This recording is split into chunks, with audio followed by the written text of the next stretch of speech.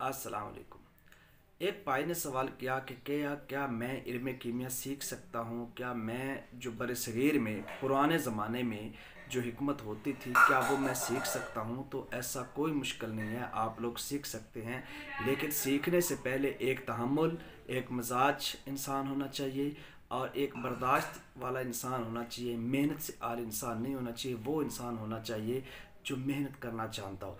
इल्म कीमिया का ताल्लुक़ ही मेहनत से है, यानी जो लोग मेहनत नहीं करते वो इल्म कीमिया के नज़दीक भटके बिना उनको कभी भी कामयाबी नहीं मिल सकती। हमारा आज का जवान क्या चाहता है कि सुबह को काम करे शाम को काम हो जाए, ऐसा इल्म कीमिया से उसका कोई ताल्लुक़ नहीं है। और बरसगीर की जो हिकमत है, जो पाको हिंद की हिकमत है, ये तो बड़ी एक टफ़ लेवल की हिकमत है कीमिया की। तो इस पे आप लोग को मेहनत करना पड़ती है, आप लोगों को जो है वो बहुत ज़्यादा आउटस्टैंडिंग काम करना पड़ता है। 3-3 महीने एक जो है आप अक्सर बनाते उस पर लग जाता है।